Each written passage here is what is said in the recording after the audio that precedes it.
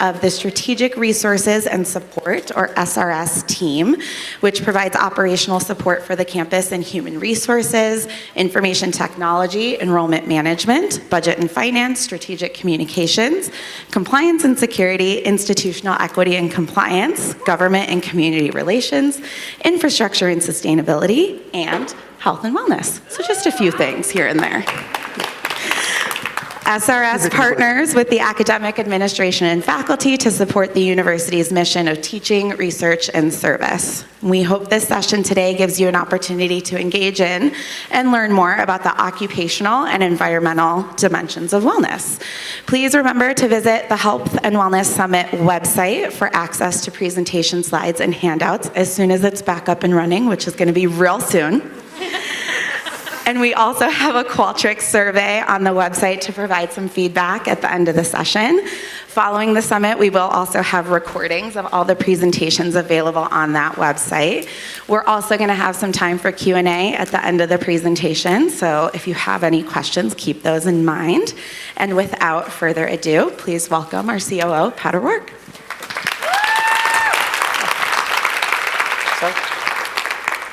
Thank you, Jess. And every time somebody does an introduction, I'm like, oh, now I gotta kind of live up to it. So no pressure at all. Thank you for being here today. It's important to me. And when they asked me if I would come and chat, I said, what do you want me to talk about? And they said, well, talk about the university and its mission and where you see health and wellness fitting into the mission of the university. And so I titled today Mission Wellness. And so today I have an ask of you, which is that the mission, should you choose to accept it, is to help embed a culture of wellness into the fabric of CU Boulder. And Boulder got chopped off at the bottom. Trust me, it's there. And so the question then becomes, when we first start thinking about mission, which is, what's the mission of CU Boulder? Can anybody tell me? Off the top of your heads. Advancing excellence. Advancing excellence? Okay. Mission is to shape tomorrow's leaders, to be the top university for innovation, and to positively impact humanity. And in our discussion today, I think we're going to hit on all of these, but the opportunity to positively impact humanity is where I'd like to center today's conversation.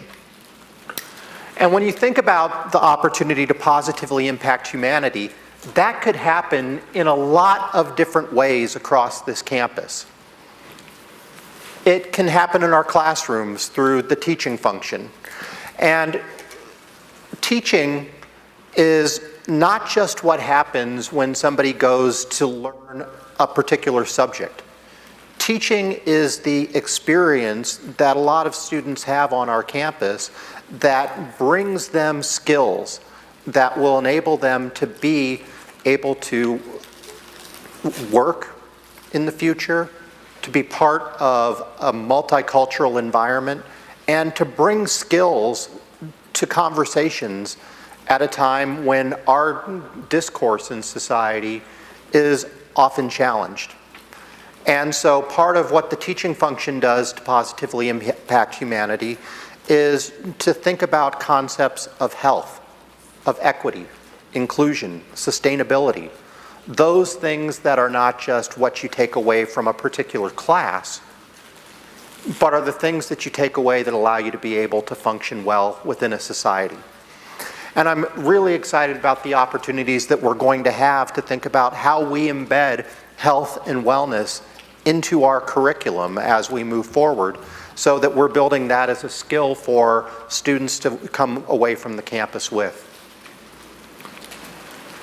CU Boulder also positively impacts humanity through the research that it does. And that research reaches many, many different facets.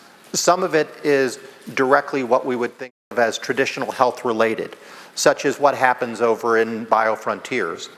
But there is all kinds of research that happens across the campus in all kinds of fields, whether it's economics, sociology, philosophy, all of which advances knowledge in ways that it's beneficial. And one of the wonderful things about today is the fact that people who devote their lives and study to the concept of wellness in our community can share that knowledge here. And so that's another positive impact upon humanity that the campus serves.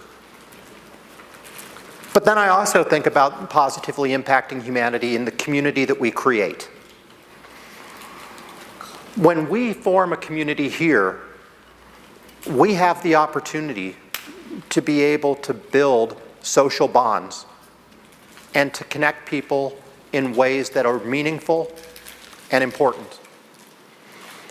And what happens when we couldn't create those meaningful and important connections is that people then have the opportunity to take those and to take them outside of our community and to help build stronger ties elsewhere.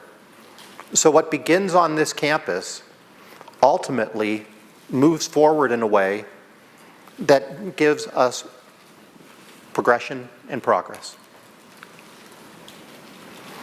But when I think about positively impacting humanity, I know that happens every day in different ways. But what I also know is that there's a precondition for us to be successful in most positively impacting humanity. And that is if our campus fosters and promotes health and wellness. Because if you think about the functions that we serve, if people aren't healthy and if they aren't well, then they don't have the most positive ability to be able to bring that impact to other people. So the questions then become, what can we do to help create the environment where health and wellness thrive? And I think about that as separate. We're going to talk a little bit about health, and we're going to talk a little bit about wellness. Because when we have an organization called Health and Wellness, it implies that those are two different things, and that we should be thinking about them as being different, but equally important as our campus community. So let's start with another question. Whoops, wrong way. What's health? Physical and mental well-being. Okay, I heard physical and mental well-being. The absence of illness. Absence of illness. Financial stability. Okay, I heard financial stability.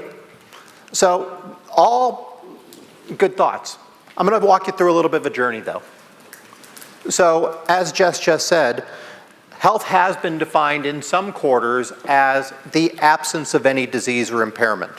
This was a definition that was really born out of the infectious disease epidemiological model of health, otherwise kind of known more as germ theory, which is that it was thought that the role of health was to be able to treat disease, and it was more of an interventional framework. It was really the type of thing that you would think about as being delivered as a service, whether in a hospital or in a clinic or a physician-patient interaction, but was really being addressed at an individual level, which is that the role of those who were providing care were trying to treat disease or impairment.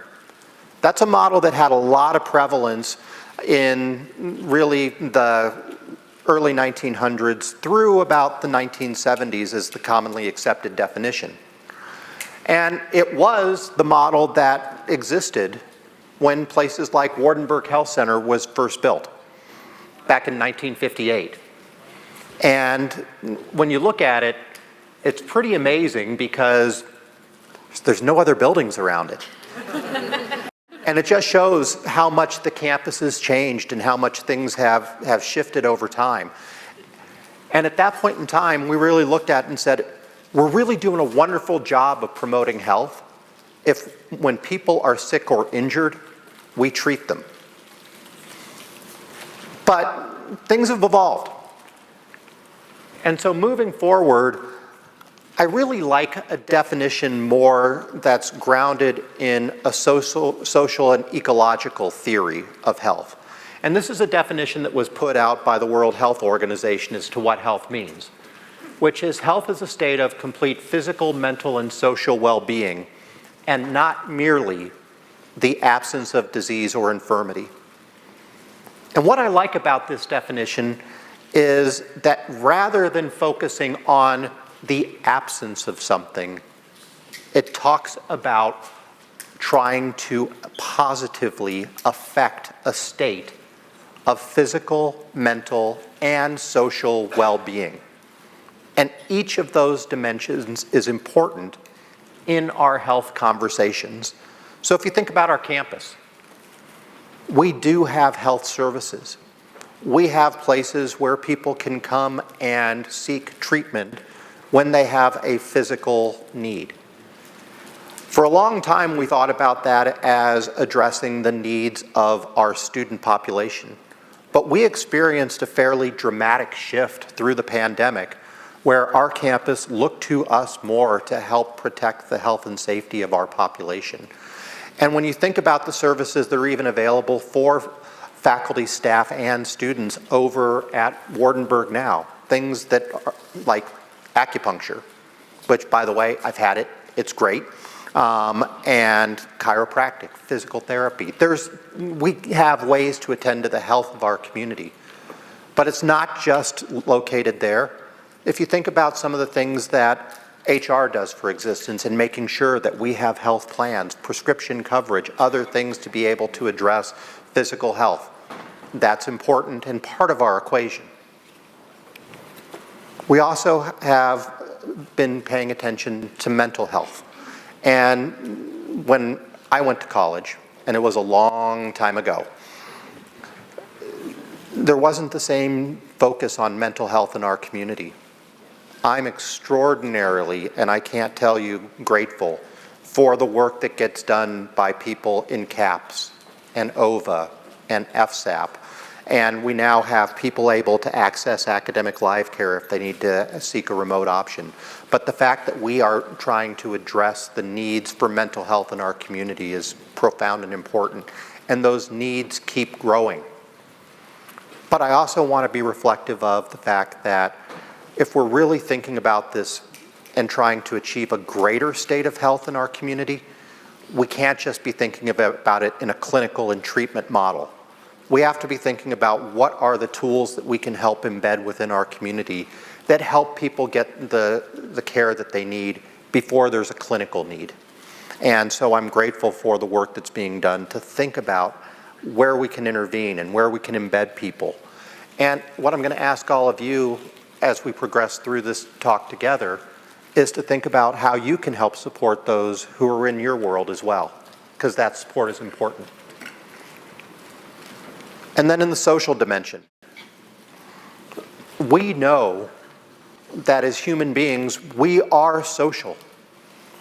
It's fundamental. There's studies that show that when babies don't receive care and community and affection, that they don't thrive. And people don't thrive when they don't have community and when they don't have connections. And so part of our obligation as a community is to think about, if we're trying to advance health, what do we do to be able to create those meaningful social connections for people? And that's a place where we still have room to grow. I was encouraged yesterday when I came over and walked through the expo.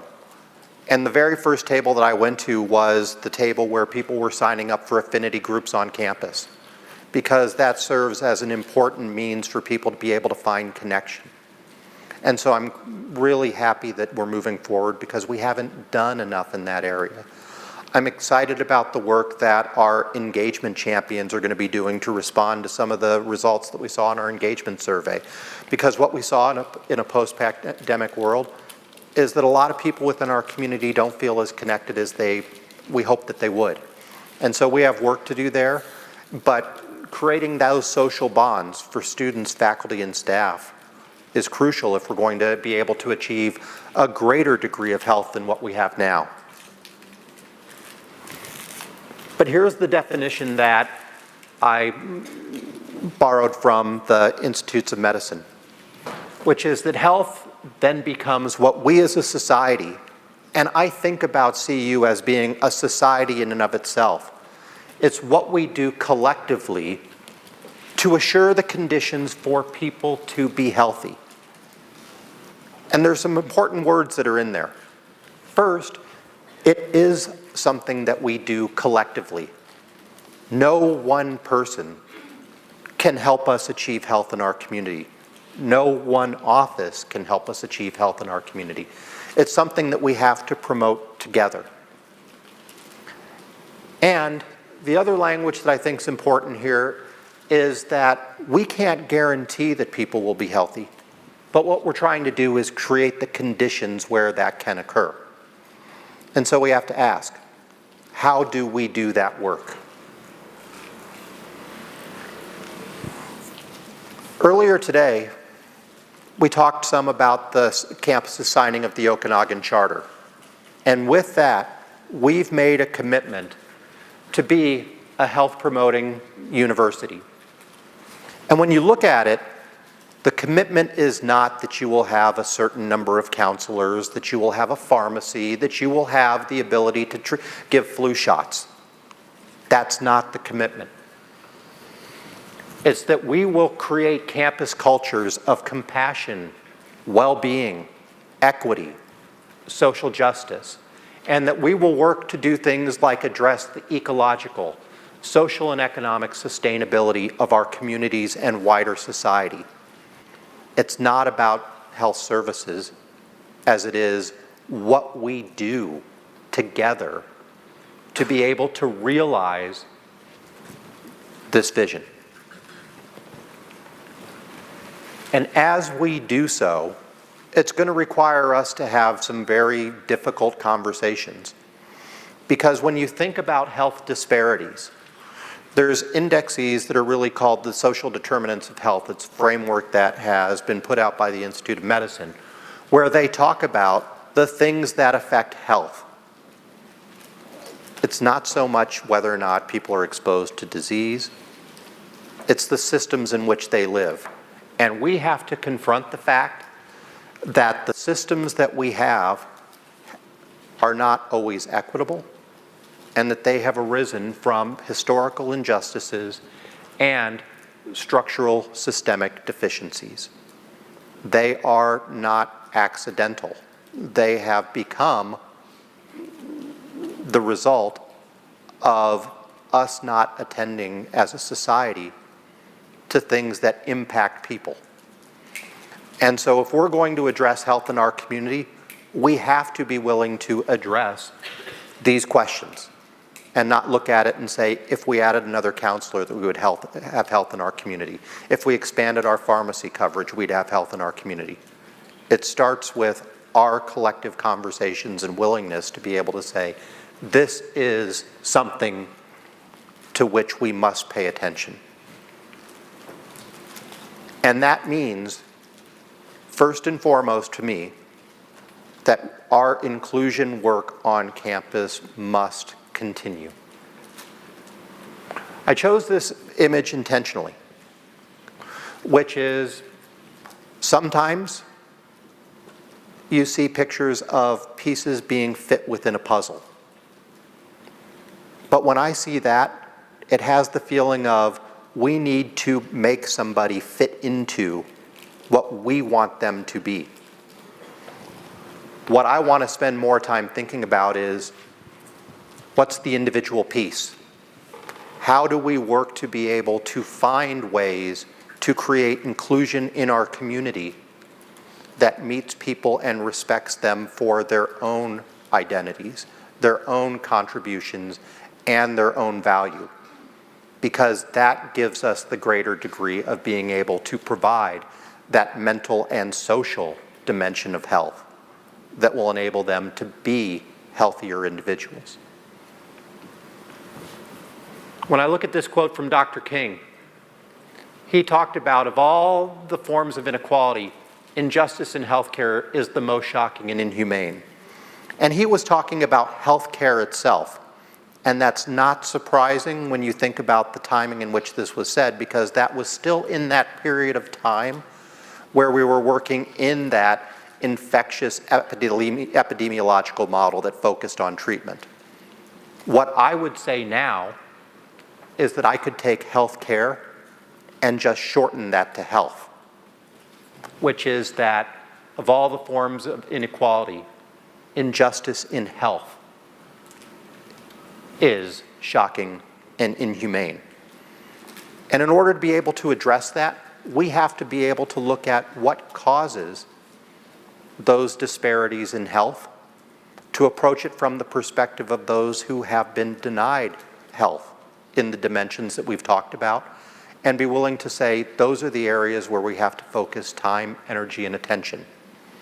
So all of your willingness to be able to think about health in those dimensions in our community, and to work to be able to serve to identify and address those inequalities, is something that I would ask you to think deeply on. Beyond that, I don't think we can divorce it from our conversations about sustainability. Health in our environment is going to impact not just us, but those who follow us. And so the work that we do on campus to be able to increase sustainability is not just something that lives in infrastructure or sustainability. Yes, we do have to work on that. We have things to do. We're fortunate again that we have researchers who lead in being able to think about climate, resiliency, and the paths that we take forward, and we need to tap into their knowledge as we embark on that path. Because ultimately, I was struck by this quote, which is, what we are doing to the forests of the world is but a mirror reflection of what we're doing to ourselves and one another, which is the care that we bring to the environment around us and the way that we think about the environment around us reflects on our conceptions of ourselves and what we do within our communities. And so another lens to how we think about health on the campus. And ultimately, the World Health Organization has told us that health is not just the responsibility of the health sector, but it must engage all sectors to take an explicit stance in favor of health, equity, social justice, and sustainability, while recognizing that the well-being of people, places, and the planet are interdependent. And those interdependencies are vitally important. So one of the other things that we are trying to bring into the conversation with the signing of the Okanagan Charter and bringing that to the campus is starting to think about it from a health in all policies framework. That means that when we're making decisions, we have to be thinking about what is the impact of those decisions on health, and building a framework where as a community, we put that near the front of our conversations rather than having it be the incidental impact of the decisions that we make. So that's health. What's wellness if it's different?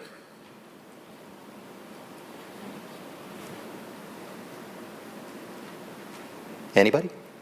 Bueller?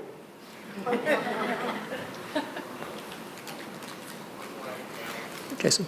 Work-life balance, I heard. Health activities. Quality of life. All good thoughts. So I'm going to borrow a definition that I took from the Global Wellness Institute, which wellness is the active pursuit of activities, choices, and lifestyles that lead to a state of holistic health. And I highlighted two words: active pursuit. Because we will not achieve wellness in our community passively. It's something that we have to strive for because it is not something that just comes, it's something that has to be attained. And just like when we were talking about health having multiple dimensions, a state of holistic health requires us to think about wellness as being multidimensional. Most of the time when you think about wellness, it's conceived of as having different dimensions. And if you go to different places, some will have 6, some will have 8, some will have 10. But if you go to our health and wellness webpage, which I recommend that you do because we do have campus resources related to health and wellness, it talks about 8 dimensions of wellness: physical, emotional, environmental, financial, occupational, social, intellectual, and spiritual. All of those are elements of what it takes to have wellness as a person. And we're all people who have the same type of needs in order to be able to achieve their highest potential. So, who thinks they're well?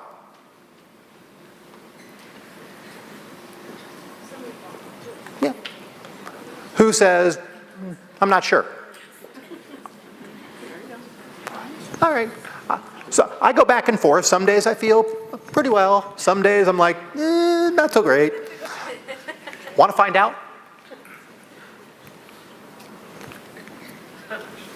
Go to the health and wellness page. There's an assessment that you can do to be able to say, I've looked at the dimensions of health and wellness, starting with emotional. And it asks you questions like, I find healthy ways to cope with stress, e.g. exercise, meditation, social support, self-care activities, etc. Rarely, sometimes, most of the time, always. They didn't have my, I'm just going to bang my head against the wall until I feel better. Maybe that doesn't qualify as a healthy way. But even just doing this is a step towards wellness.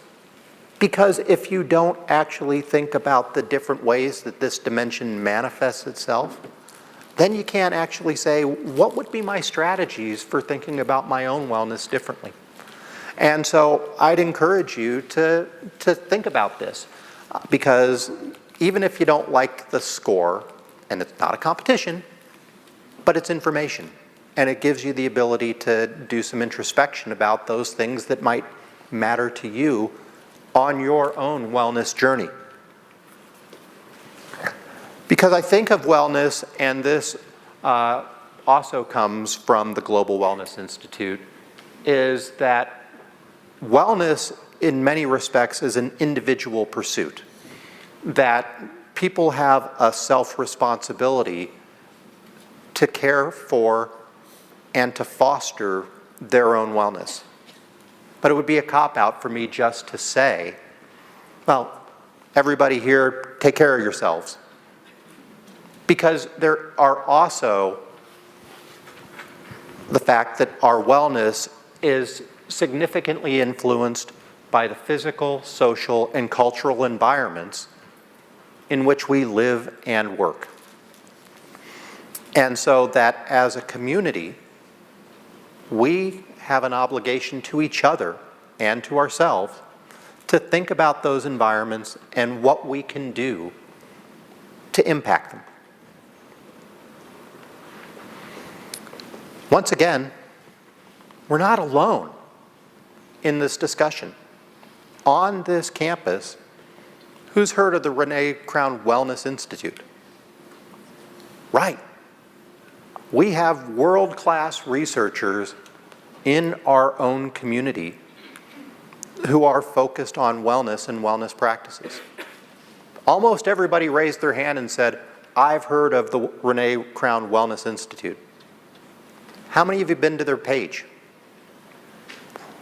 I'm really encouraged by that. That's great.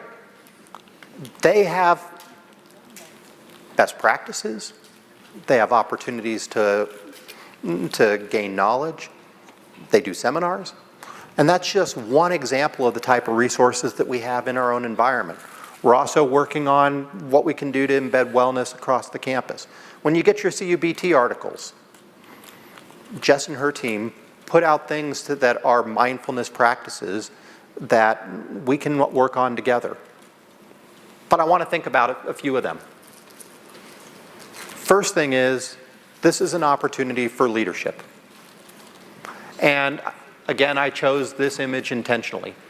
And I'm going to say, for the purpose of this picture,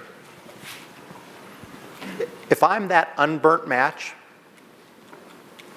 and everybody around me is burned out, how does that reflect on me as a leader? And my suggestion would be poorly. Because part of leadership is care. We all have roles here, we have things that we have to do, and it's important, and the community that we serve needs us. But part of our leadership mandate has to be care for the people who are around us and making sure that we are not achieving organizational success at the expense of our people. And here's one of the things that we know, which is we've created a culture, not speaking here, but societally, where oftentimes asking for help is seen as a sign of weakness.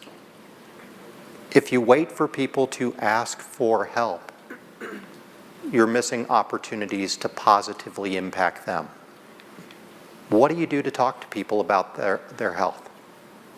What do you do to make sure that you're having conversations where if people are struggling, that they know that they can approach in a non-judgmental way to be able to have an ally? And we need to foster that, because too often we create a culture where if someone is asking for help, it's seen as weakness, and really it's strength. Similarly, we have to find places where we give people respite. How many people here have unused leave balances? Mm-hmm. How many people finish the year with unused leave balances? Yeah, me too. Sometimes people treat that as almost a point of pride. Oh, I worked so hard I didn't have the opportunity to take my leave. I donated 500 hours back to the leave bank. Those aren't badges of pride. And those are the type of things that we should be fostering conversations to say, hey, are you taking that leave? You've earned it. And Kirstie Allen, our ombuds, came to me last year and said, we've got a problem in some units, which is that supervisors are denying people their right to take leave. That's something we had to address with some leaders, because it's not a gift. It's something that people are owed.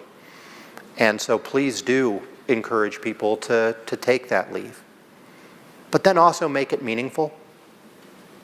If people are taking leave but they're still checking their emails, that's not much leave.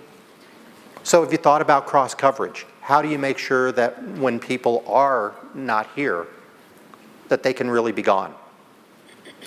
And what do you do to make sure that those functions are being maintained so that when somebody comes back, they aren't saying, gee, I wish I never left? What about our workplace norms? Anybody here ever received an email at 3 in the morning? Okay. Anybody ever sent an email at 3 in the morning? Mm-hmm. Me too. And guess what? I've committed to myself that I'm never sending that 3 a.m. email again. Why? Because it sends a message to me about how I value my own wellness, and it sends a message to whoever received the 3 a.m. email about how I value theirs. So we need to start creating norms that respect people and their wellness. And that can't just be something where I say, I've made a decision that I'm not going to do that. Those are the type of conversations that we need to have in our work groups, because those norms are only effective if they become shared.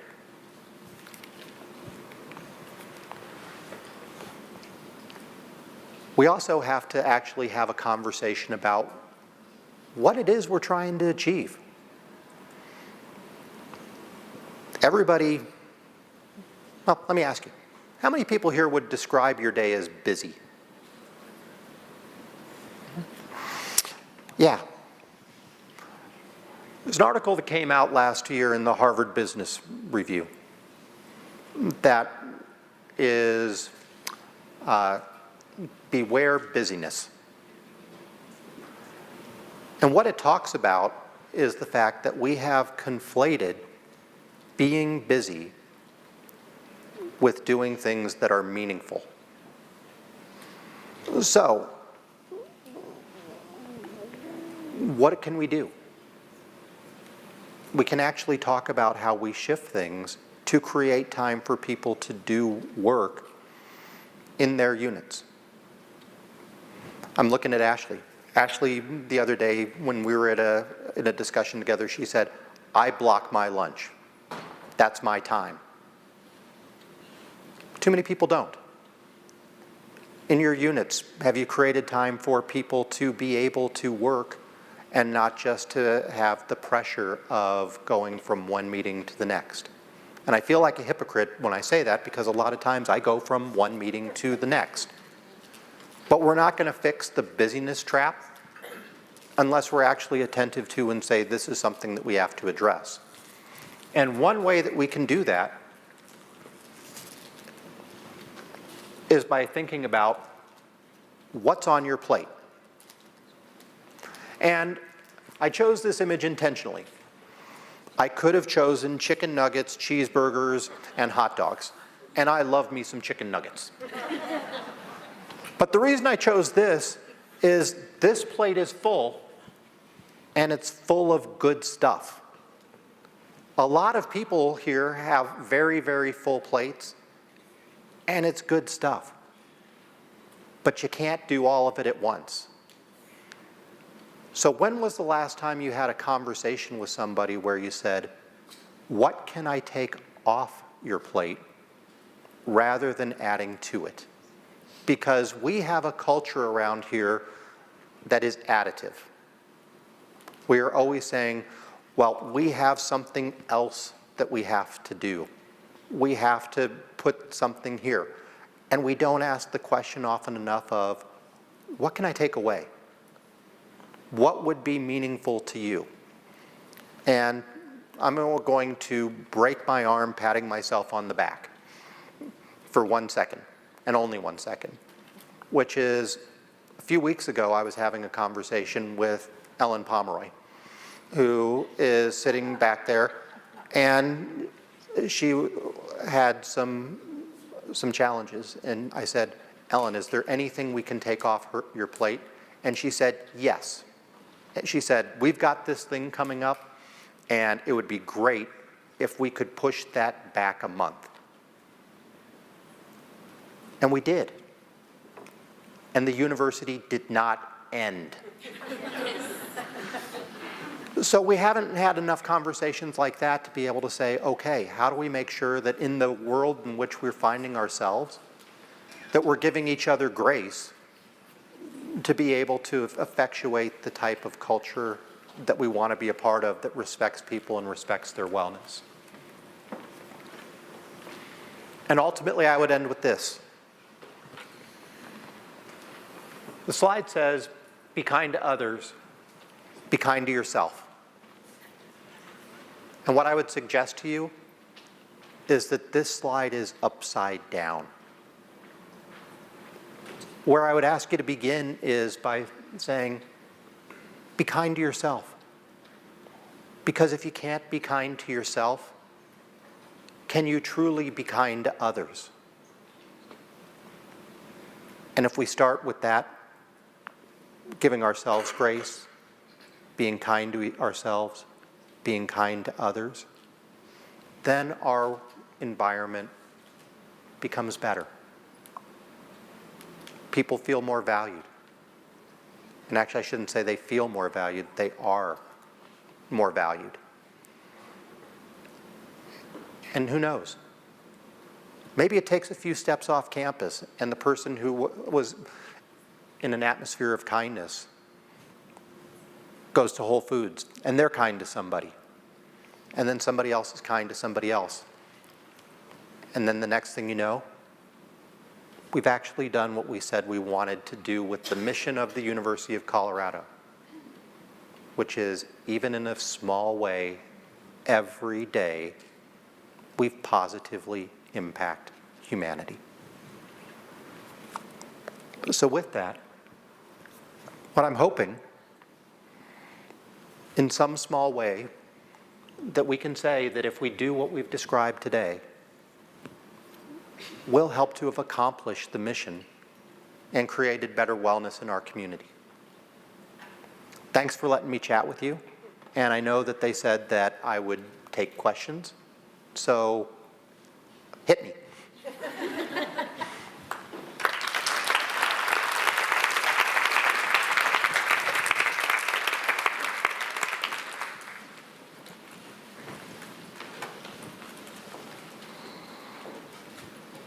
I didn't know you were done yet. I had to hurry up here. Thank you so much, Pat, for sharing your insight and your expertise with us today.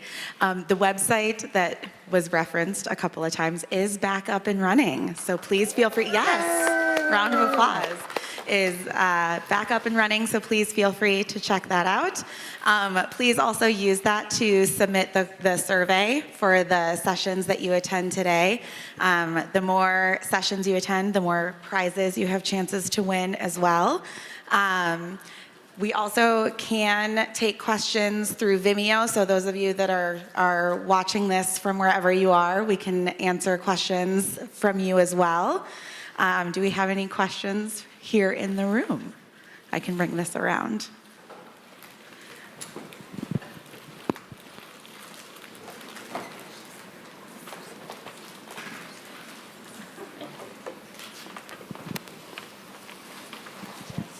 Thank you, Pat. How are you and the executive leadership team talking about those types of renorming and possibly saying, what can we maybe put a month off? Or what are things that are initiatives that maybe we need to get a little further on finishing a previous initiative before starting another, so that those of us that are asked to carry out those initiatives can have some more balance? So, first thing is that what I'm hoping to do is to slow down the number of new initiatives, because sometimes it feels like we get a fair degree of initiative fatigue. And second, that there's a truism, which is that up until about the 1950s, priority was a singular concept. It was the thing that happened before something else. Eventually somebody came along and said, we should pluralize that and have priorities. And we get to the point now where we have so many priorities that none of them are actually a priority. So the conversations that I'm trying to have at an executive leadership level is actually identifying what are those things that have to occur first. And I will confess, we have not been as good at that as we want. And too often we're reactive to what happens in the moment. So that things that are coming up that are urgent actually take us away from the things that are going to be more meaningful. And so it's going to take a greater degree of intentionality to be able to say, okay, we know that we're going to have things that pop up. They're unavoidable. But that we can't let that distract us from the time that we intentionally need to create in order to make sure that the things that we've identified as being truly important get done. And let me give you an example, which is that if you think about sustainability on campus, right now we have a goal of being carbon neutral by 2050. And I am here to guarantee you that I am not going to be here in 2050. And it seems like a long way away. But if we don't do work now, we can't achieve the 2050 goal. So how do we create the time and space for that work to occur, knowing that it's a long horizon? And those are the leadership conversations that we really need to have. The other thing that we talk about all the time, which is, what are the things that we're going to stop doing? And that sounds great, but there's not too many people at the university who were saying, gee, that person is doing something that isn't valuable. We're not overly staffed in a lot of different areas. And so the conversations that I think we need to have more of are not what are we going to stop doing, it's how much of something do we need to do. Because if we can get the scale right, then I think we have a better chance of being successful. The other thing that I think we really need to have some conversations about are making sure that we're getting the right work done in the right places. We have too many places where we have duplicative processes. We have too many places where we have things that are really too manual, that if we found ways to use our technology better, then maybe we can free people up for higher level work. And so those are the conversations that I'm hoping we can promote.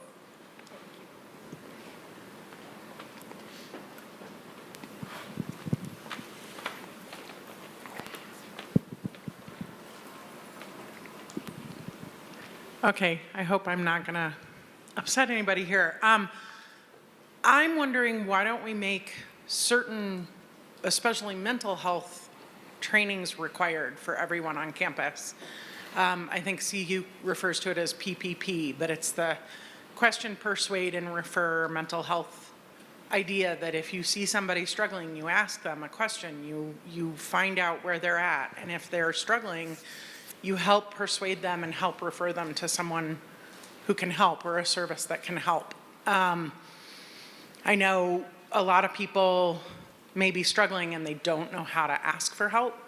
I think I have a 13-year-old and she absolutely refuses to ask for help because she sees it as a sign of weakness and she's 13. So I feel like mental health is still such a stigma, but if we all have training to know how to react to someone who's maybe crying in the corner or crying at their desk or something like that, that we could all stand up a little bit better for each other. And it also pushes the mission and really illustrates that we find it really important because we want to make sure everyone is trained.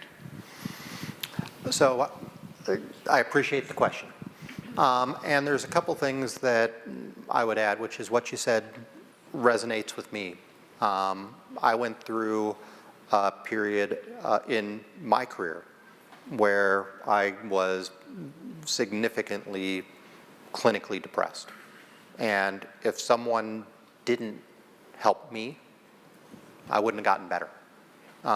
And so I'm grateful to people who cared enough and knew enough to be able to help me get the help that I was unwilling to get for myself. And so the story that you relate is important. I would mention a couple things. First, this is something where we need to do better. And I wouldn't discount that for a moment. One of the things that is contained within our CU system-wide strategic plan are explicit goals about the number of our faculty and staff who will participate in mental health trainings, and increasing those to the point where it does become a near universal expectation. But it is something that we are building and that we are scaling. So that the thing that I don't want to do is turn it into a check the box exercise. And,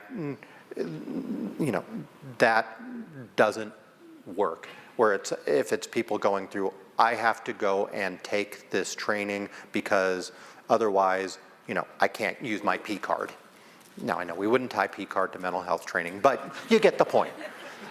Which is, we have to make it something that the value of it supports the effort.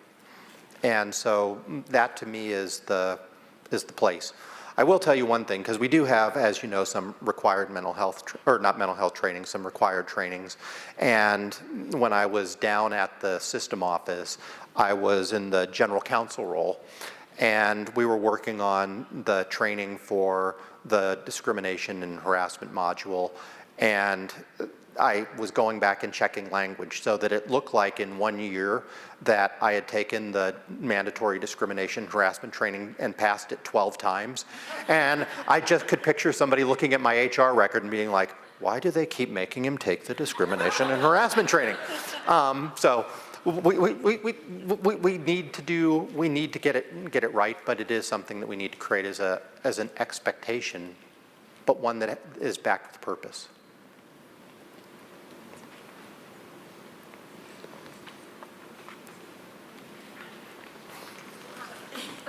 Keep going to the wrong side of the room. Getting my steps in today. Thanks for sharing up there, first of all. I really appreciate you. You mentioned this idea of a health-first policy, I think is the way you put it. Is that right, what you said? Health in all policies. Health in all policies. Could you speak a little bit about, I heard this policy around trying to scale training around mental health, but can you talk a little bit about what some examples around some of these policies and how that can influence? Sure. So health in all policies is a framework that was first devised in about the mid-2000 timeframe. And it was being done first at a federal level. And what they did was they pulled together not just people who were in health-related executive agencies like HHS or the FDA, but they pulled together people from transportation, commerce, all the different federal agencies, and said, we have to consider the impact of health on our policies that we enact in our institution. And so if you think about what health in all policies should look like, it shouldn't just be the situation where if we design a building, that we would say, infrastructure and sustainability, that's your job. Instead, it should be involved in thinking about how do we create spaces within our buildings that are conducive to health. It should, when we're thinking about transportation and how we serve our community around transportation, that has a health feature to it as well. When we think about the policies that take place through HR and the type of benefits that we provide, that's health related. Our conversations need to be focused on the impacts that it has of health, even in places where you wouldn't necessarily think it's a health-related conversation. And so it's advancing that notion that those discussions need to be explicit rather than implicit.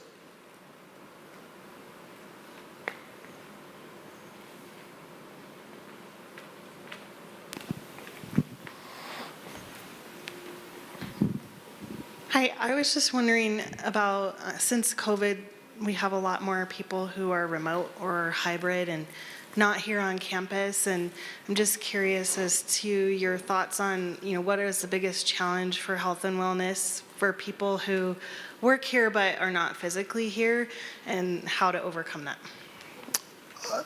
I wish I had a clear answer, but some of the information that we got on the employee engagement survey, it's the first time that we ever have done surveying that looked at different modes of where people are working. And what would start by saying, and I appreciate the fact that all of you are here today, because I would have been lonely if I was the only person in the room. But we also have people who are attending virtually. And I don't think we are ever going to be in a place where we are all here or all remote. It's still a residential campus. We have 7,300 plus people who call this their home. And so this is going to be an ongoing balance that we have to achieve. But some of the literature shows, and I think it's backed up in some of the data that we've already seen, is that when people are working fully remotely, they're finding that some of the important connections that need to exist are harder to establish. I mean, we've all been on Zoom, and one of the things I don't understand about Zoom is you got 25 people, and if, you know, we got done with our meeting here today, well, we're not going to say it's over and all wave to each other like we do before we sign out of Zoom, but it almost feels like, you know, that's like a little reach for like some connection to be like, hey, I kind of care about you. And we haven't figured out all the way what we can do to make sure that when people are not here, that they're still part of who we are. And I think that is a puzzle that we have to wrestle with. But at the same time, I don't want to say, hey, everybody, let's commute to campus to do Zoom calls with each other.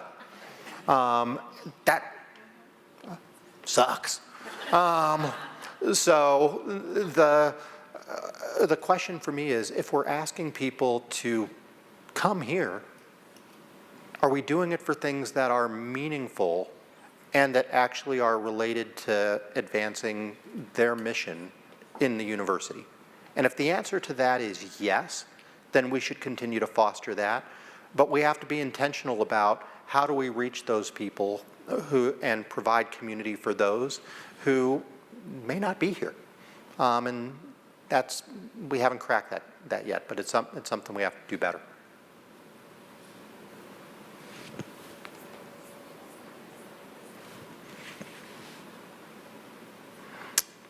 Okay, I'm not seeing any more hands. Again, thank you for letting me be here. I hope that it was a few moments that were valuable to you. What I can tell you is that the time that you gave me was very valuable to me, and I'm grateful for what you do. I'm grateful for what you do for our community. And please, if you do see opportunities for places where we can be better, let us know, because that's the way that we learn. So thank you, and thank you, Jess, and all the people in Health and Wellness for sponsoring this. There's some wonderful programs this afternoon, and please attend. Thanks.